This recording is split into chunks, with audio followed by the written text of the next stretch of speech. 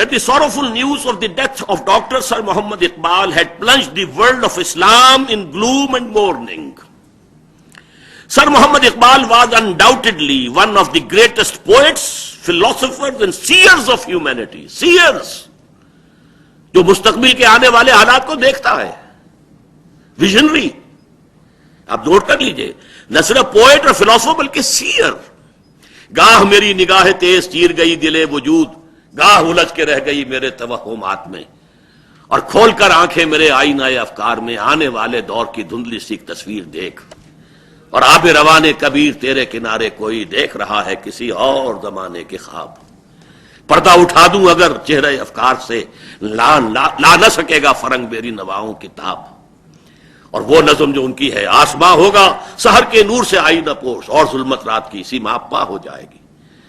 پھر دلوں کو یاد آ جائے گا پیغام سجود، پھر جبیں خاک حرم سے آشنا ہو جائے گی. اور آنکھ جو کچھ دیکھتی، کون سی آنکھ؟ یہ آنکھ نہیں، یہ دل کی آنکھ. آنکھ جو کچھ دیکھتی ہے لب پہ آ سکتا نہیں، محو حیرت ہوں کہ دنیا کیا سے کیا ہو جائے گی. شب گریزاں ہوگی آخر جلوہ خورشید سے، یہ چمن معمور ہوگا نغمہ توحید سے. یہ سیئر ہے، ویژنری ہے. Humanity of all times. Quaid Azam کہہ رہے ہیں کہ یہ poet, philosopher and seers of humanity of all times. آگے چلیے. To me he was a personal friend number 1، philosopher number 2، and guide number 3، and as such the main source of my inspiration number 4 and spiritual strength and support. ان 5 الفاظ کے بعد کوئی کسر بیعت میں رہ گئی ہے؟ To me he was a personal friend, philosopher and guide. رہنما وہی ہے. And as such the main source of my inspiration and spiritual support. یہ ساری چیزیں مجھے اقبال سے ملی ہیں، اور واقعہ یہی ہے. اس لیے کہ اس سے پہلے کا جو قائد اعظم تھے وہ صرف مسلمانوں کے حقوق کے لیے ایک دفاعی جنگ لڑ رہے تھے. کسی طریقے سے مسلمانوں کے حقوق جو ہیں ان کو محفوظ کیا جا سکے. اسلام وغیرہ کا کوئی معاملہ ان کے سامنے نہیں تھا، نہ وہ مذہبی آدمی تھے. ہاں مسلمان تھے، اور مسلمان ہونے کے ناطے مسلمانوں کی بہبود، مسلمانوں کی فلاح، مسلمانوں کے مفادات، مسلمانوں کے مصالح، اس کے لیے وہ میدان میں تھے. لیکن یہ علامہ اقبال کا معاملہ صرف مسلمانوں کا نہیں، اسلام کا ہے. کتاب ملت بیضا کی پھر شیرازہ بندی ہے. اب تو یہ اسلام کا احیاء ہونے والا ہے. دوسرا میں آپ کو سنا دوں، یہ پھر اقبال ڈے ہے، اور یہ چھپا ہے 26 مارچ 1940. یوں سمجھیے کہ 23 مارچ 1940 کو پاکستان ریزولوشن پاس ہوا. اس وقت قائد اعظم لاہور ہی میں ہیں، 26 مارچ کو یہ بیان دے رہے ہیں. ذرا آپ اندازہ کیجئے، if I live to see the ideal of a Muslim state being achieved in India، اگر میری زندگی میں یہ جو ہم نے ایک منزل معین کی ہے کہ مسلم اسٹیٹ ایک علیحدہ قائم ہو، اگر میری زندگی کے اندر یہ ہمارا نصب العین پورا ہو گیا، and then I were then offered to make a choice between the works of Iqbal and the rulership of the Muslim state, I would prefer the former. اگر اس وقت میرے سامنے یہ چوائس رکھا جائے کہ چاہو تو علامہ اقبال کی تصانیف لے لو اور چاہو تو اس ملک کی حکومت لے لو، تو میں علامہ اقبال کی تصانیف کو ترجیح دوں گا، انہیں قبول کروں. بتائیے کوئی کسر رہ گئی ہے بیعت میں؟ میں یہ بات کہہ رہا ہوں اور یہ آپ لوگ دانشور بیٹھے ہوئے یہاں پر، اس رخ کو بدلیے. نظریہ ہے پاکستان کی سورس علامہ اقبال ہے، قائد اعظم نہیں ہے. خود کہہ رہے ہیں، ڈنکے کی چوٹ کہہ رہے ہیں، my source main source of inspiration and spiritual strength, یہ علامہ اقبال ہے. اور سنیے، in April 1936 continuing, Mr. Jinnah said that in April 1936 he thought to transform the Muslim League, which was till then only an academical institution. 1936 تک کہہ رہے ہیں قائد اعظم کے مسلم league جو ہے وہ کوئی عوامی جماعت تھی نہیں، کوئی سیاسی جماعت تھی نہیں، اکیڈیمیکل انسٹیٹیوشن، پارٹی کا لفظ بھی استعمال نہیں کر رہے ہیں. اس وقت تک وہ صرف ایک اکیڈیمیکل انسٹیٹیوشن تھی، تو میں چاہتا تھا کہ اس کو ٹرانسفارم کروں into a parliament of the Muslims of India, کہ مسلمانوں کا اپنا ایک پلیٹ فارم ہو، تمام ہندوستان کے مسلمانوں کے نمائندے وہاں آ رہے ہوں تو معلوم ہو کہ وہ ورچوئل پارلیمنٹ بن جائے مسلم انڈیا کی. اس کے بعد وہ کہتے ہیں from that time to the end of his life he continued Iqbal stood like a rock by him. Iqbal, Mr. Jinnah said, was not only a great poet who had a permanent place in the history of the world's best literature. He was a dynamic personality who during his lifetime made the greatest contribution towards rousing and developing of Muslim national consciousness.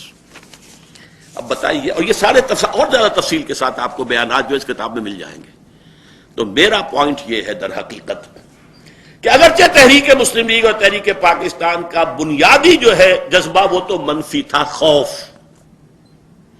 ایک بڑی قوم کا خوف، ہندو کا خوف، domination کا خوف، exploitation کا خوف، لیکن اس میں 1930 سے علامہ اقبال نے انجیکشن لگایا ہے ایک مثبت جذبہ احیاء اسلام کا. جیسے کوئی مریض پڑا ہوتا ہے اور گلوکوز کی بوٹل ہے یا کوئی اس کی تھیلی ہے، گلوکوز جا رہا ہے تو آپ اسی میں انجیکشن لگا دیتے ہیں تاکہ کوئی اور ایڈیشنل پرک جو ہے وہ مریض کو نہ کرنی پڑے.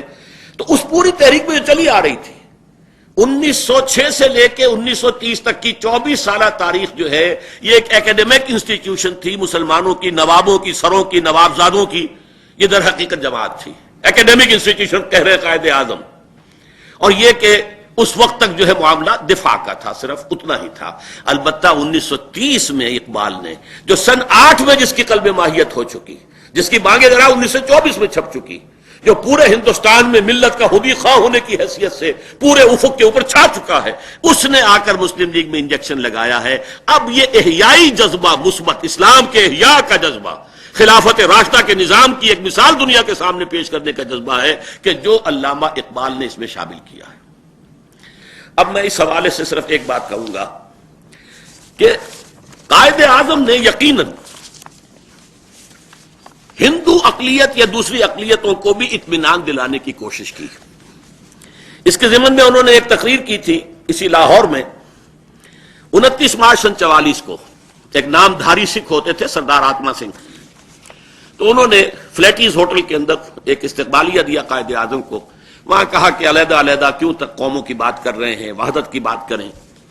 تو وہاں قائد اعظم نے جہاں یہ کہ علیحدہ قومی نظریہ اس کا تصور پیش کیا، ساتھ ہی یہ کہا کہ غیر مسلم اقلیتیں مطمئن رہیں، اگر ہمارا وہ ملک وجود میں آ جاتا ہے تو اس میں غیر مسلموں کے ساتھ نہایت عادلانہ سلوک ہوگا، اور یہ ہمارے دین کی تعلیم ہے، ہمارے نبی کی تعلیم. اور یہ صرف عادلانہ نہیں ہوگا، جنروسٹی والا ہوگا اس میں، بلکہ جس کو قرآن کہتا ہے عدل والاحسان، ان اللہ یامرکم بالعدل والاحسان، تو یہ صرف جسٹس نہیں، جنروسٹی کا حامل ہوگا ہمارا طرز عمل. در حقیقت یہی تھیم تھا 11 اگست 1947 کی تقریر کا قائد اعظم کا، جس کا میں نے عرض کیا کہ کلنٹن کو بھی وہی جملہ یاد آیا اور جسٹس منیر نے بھی اسی کو حوالہ دیا، دہائی دی، اور کاوس جی نے بھی اسی کی گردان کی ہے، اور جو بھی اٹھتا ہے، اور یہ بھی ابھی جو آئے تھے شریف المجاہد صاحب، انہوں نے بھی اسی کی گردان کی ہے، جو بھی آتا اسی کی بات کرتا ہے.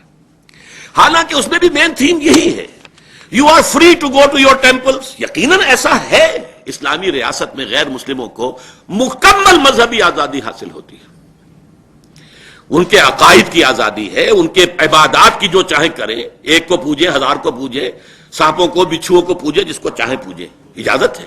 You are free to go to your temples, you are free to go to your mosque. اور ہاں مسلمانوں میں بھی، کیونکہ اسی تقریر میں 11 اگست کی تقریر میں کہا مسلمانوں میں بھی تو فرقے ہیں، اس میں اختلافات ہیں، انہیں بھی مکمل آزادی حاصل ہوگی. ظاہر بات ہے اہل تشیع اگر چند منٹ بعد روزہ کھولنا چاہتے ہیں تو کوئی انہیں مجبور نہیں کرے گا کہ وہ اپنے مسلک سے ہٹ کر چند منٹ پہلے روزہ کھولیں. ان کی اپنی نماز کا جو طریقہ ہے اس کے مطابق نماز ادا کریں گے. تمام مسلکوں کو آزادی ہوگی، ایسے ہی غیر مسلموں کو آزادی ہوگی، اور اسی طرح ان کے پرسنل لا میں انہیں آزادی ہوگی. شادی بیاہ جس طرح کی کریں، ان کے فیملی لا، ان کی انہیریٹنس، لا آف انہیریٹنس ان کا وہی ہوگا. پرسنل لا میں انہیں مکمل آزادی ہوگی. ان کے معابد جو ہیں ان کی حفاظت جو ہے وہ کی جائے گی پوری طریقے سے. بلکہ قرآن کی ایک آیت کے حوالے سے میں کہتا ہوں مسلمانوں کو گویا کہ تعلیم دی گئی ہے کہ غیر مسلموں کی عبادت گاہوں کی مسجدوں سے بھی زیادہ حفاظت